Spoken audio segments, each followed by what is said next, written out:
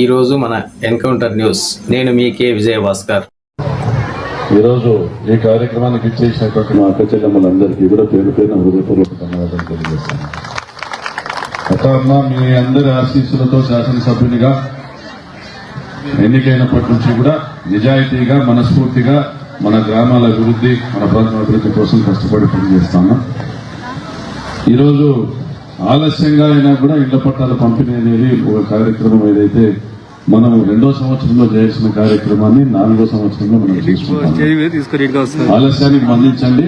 కాకపోతే ఆలస్యం అనేది ఎందుకు జరిగిందంటే ఇందాక చంద్ర జెడ్పీటీసీ చెప్పినట్టుగా ఇళ్ల పట్టాల పంపిణీని మనం 2020లో మొదలు పెట్టుకున్నాం.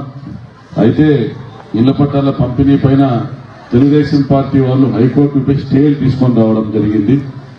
లేకపోతే మనకి ఈ పార్టీకి కొడిమి ప్రాంతంలో దాదాపుగా మనకు 30 ఎకరాల భూమిని కేటాయించవలసిన ఉన్నటువంటి పరిస్థితి ఉంది. కొడిమిలో ఇప్పటికే కూడా మనము దాదాపుగా ఒక 40 ఎకరాల్లో దాదాపుగా 100 ఎకరాల ఇళ్ల పట్టాల పంపిణీ చేయడం జరిగింది. అయితే మెజారిటీ అనంతపురం నగరానికి సంబంధించినటువంటి లబ్ధిదారులకు ఇవ్వడం జరిగింది. అయితే ఇప్పటి వరకు కూడా వివిధ సంక్షేమ పథకాల గురించి మీకు అందరికీ కూడా తెలుసు. జగనన్న వచ్చిన తర్వాత మహిళలను లక్షాధికారులు చేయాలనేటువంటి ఒక ప్రయత్నము తపన ఆయనలో కనపడతా ఉంది. మీకు డ్వాక్రా సంఘాల అప్పుల్ని మాఫీ చేసేటువంటి విషయంలో కావచ్చు, సున్నా వడ్డీ రుణాలు ఇచ్చేటువంటి విషయంలో కావచ్చు. ఎందుకంటే గతంలో తెలుగుదేశం పార్టీ వాళ్ళు ఈరోజు ఏదైతే బాబు షూరిటీ భవిష్యత్తు గ్యారంటీని ఇంటింటికి తిరుగుతా ఉన్నారో ఇదే పెద్ద మనుషులు, ఇదే కార్యకర్తలు తెలుగుదేశం పార్టీకి సంబంధించిన వాళ్ళు 2014 ఎన్నికలప్పుడు వచ్చి ఏం చెప్పారో దయచేసి గుర్తు తెచ్చుకోమని కోరుతా ఉన్నా. అక్క మీరు మీ అప్పులు కట్టద్దండి, మీ డ్వాక్రా రుణాలు మాఫీ చేస్తామని ఆ రోజుల్లో వచ్చి మీకందరికీ హామీ ఇచ్చి నమ్మించి ఓట్లు వేయించుకున్నారు. అదేవిధంగా గ్రామాల్లో రైతులకు కూడా రైతు రుణాలు మాఫీ చేస్తామనేసి వచ్చి వాళ్ళకు తెలుగుదేశం పార్టీ మేనిఫెస్టోని తీసుకొచ్చి ఇంటింటికి చెప్పి మీకు ఎంత అప్పు పోతుంది, మీకు 4 లక్షలు పోతుంది, 5 లక్షలు పోతుంది, 10 లక్షల అప్పు పోతుంది అనేసి ఇంటింటికి చెప్పేటప్పటికీ ఆ రోజు జగన్మోహన్ రెడ్డి కనపడలే. రైతులు అనేవాళ్ళు వ్యవసాయం అనేది లాభం వచ్చినా నష్టం వచ్చినా వాళ్ళ కష్టం అనేది చేస్తూనే ఉంటారు. వ్యవసాయం అనేది కొనసాగిస్తూనే ఉంటారు. లాభ నష్టాలు అనేది దాన్ని చూసుకుని మానుకుండే వ్యవసాయం వ్యాపారం కాదు. 10 మందికి అన్నం పెట్టేదానికి ధాన్యం పండించాలంటే రైతుగా పుట్టడమే ఒక వరం. అటువంటి కష్టించే రైతు నష్టం వస్తుందో లాభం వస్తుందో ఆలోచన చేయడు, వాన వస్తుందో లేదో ఆలోచన చేయడు, ఇత్తనం అయితే వేస్తాడు.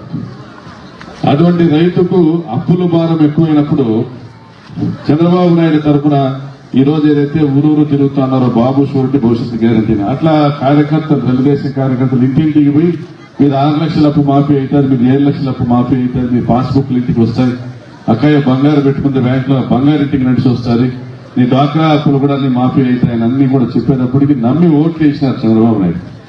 నేను ఒకటే అడుగుతాను, చంద్రబాబు నాయుడు ముఖ్యమంత్రిగా ఉన్నప్పుడు ఇక్కడ ఉన్న అక్కగారందరికీ కూడా డ్వాక్రా రుణాలు మాఫీ అయినాయా అని అడుగుతా ఉన్నా, బంగారు రుణాలు మాఫీ అయినాయా అని అడుగుతా ఉన్నా, మీ వడ్డీ డబ్బులైనా మీకు చెల్లించినారని అడుగుతున్నా. ఎన్నికలకు ముందు పసుపు కుంకుమ అనే కార్యక్రమాన్ని తీసుకొని వచ్చినారు. అదేవిధంగా ఈ ప్రాంతంలో ఇందాక మన ఎంపీటీసీ వెంకటేష్ చెప్పినట్లుగా పేదల భూముల్లో వాళ్ళు ఇల్లు కట్టుకుంటే దానికి పరిటాల రవీంద్ర నగర్ అని కాలనీ పెట్టి ఆ కాలనీలో దాదాపుగా కాలనీ పెట్టి ఆ ప్రాంతంలో పాపంపేట ప్రాంతంలో 300 ఇళ్ల దగ్గర 1 లక్ష నుంచి 3 లక్షల రూపాయలు డబ్బులు వసూలు చేసినారు. మన ప్రభుత్వంలో స్తోత్రియం భూముల్లో ఇల్లు కట్టుకున్న పేదలను కొంతమంది కోర్టుకు లాగితే ఈ భూములు మావి ఖాళీ చేయించండి అంటే కోర్టుకు పోయి రెవెన్యూ అధికారుల సహకారం తీసుకుని కోర్టుకు పోయి వాళ్ళు మా స్తోత్రియం భూములు మావన్నటువంటి పెద్ద మనుషుల్ని పలాయనం చిత్తగించేలా తరిమి కొట్టాం. ఎవరు కూడా ఈ స్తోత్రియం భూములో ఇల్లు కట్టుకున్న వాళ్ళందరినీ కూడా ఆ స్థలాలకు పట్టాలు ఇస్తామని చెప్పినాం. తప్పనిసరిగా అది కూడా చేస్తాం. ప్రజల్ని కాపాడుకుంటూ వస్తున్నాం. ఇక్కడ ఈ ప్రాంతంలో దౌర్జన్యం చేయాలనుకుంటున్న పెద్ద మనుషులందరినీ కూడా ఇళ్ల కాడ కూర్చోబెట్టాం. అదేవిధంగా మనం ఈ ప్రాంతంలో గమనిస్తే పాపంపేట కావచ్చు, కకల్పల్లి కాలనీ కావచ్చు, కురుగుంట కావచ్చు, సిండికేట్ నగర్ కావచ్చు, కొడిమి కావచ్చు, ఇవన్నీ కూడా అనంతపురం పట్టణానికి ఆనుకొని ఉన్న ఈ ప్రాంతాల్లో అనేక సంవత్సరాలుగా పేరుకుపోయిన సమస్యలు ఉన్నాయి. ఈ సమస్యలు ఏమంటే వాళ్ళు ఇల్లు కట్టుకున్నా అనేక ప్రాంతాల్లో ఇల్లు కట్టుకున్నారు, కరెంటు స్తంభాలు వచ్చినాయి, కరెంటు కనెక్షన్ ఉంది, కుళాయి కనెక్షన్లు అన్నీ ఉన్నా వీధిలో రోడ్డు లేని పరిస్థితి, కాలువలు లేని పరిస్థితి అనేక ప్రాంతాల్లో ఉన్నా గత ప్రభుత్వాలు ఎవరు పట్టించుకోలేదు. అయితే మనం వచ్చిన తర్వాత జగనన్న ముఖ్యమంత్రి అయిన తర్వాత మీ ఆశీస్సులతో నేను ఎమ్మెల్యే అయిన తర్వాత ఒక టార్గెట్ పెట్టుకున్నాం. అనంతపురం రూరల్ మండలంలో మొత్తము 100 కిలోమీటర్ల రోడ్లు కానీ డ్రైన్లు కానీ 100 కిలోమీటర్లు పూర్తి చేయాలని ఒక టార్గెట్ పెట్టుకున్నాం. ఆ టార్గెట్ లో అనంతపురం రూరల్ మండలంలో దాదాపుగా ప్రతి గ్రామానికి కూడా రోడ్లు వేయించినాం. మనం ఇక్కడ సమావేశమైనటువంటి 5-6 గ్రామాలకు సంబంధించిన అక్క చెల్లెమ్మలకు తెలిసినవి కొన్ని ఉండొచ్చు. కొడిమి గ్రామానికి రోడ్లు వేయించినాం. అదేవిధంగా కటకిందపల్లిలోకి రోడ్డు వేయించినాం. అదేవిధంగా మనము పూలకుంట, ఉప్పరపల్లి, చియేడు, కృష్ణరెడ్డిపల్లి గ్రామాలకు రోడ్డు వేయించినాం. కందుకూరు గ్రామానికి రోడ్డు వేయించినాం. అక్కంపల్లి గ్రామానికి రోడ్డు వేయించినాం. అదేవిధంగా నారాయణపురం, నాగిరెడ్డిపల్లి రోడ్డు కూడా అది కూడా మనం వేయించినాం.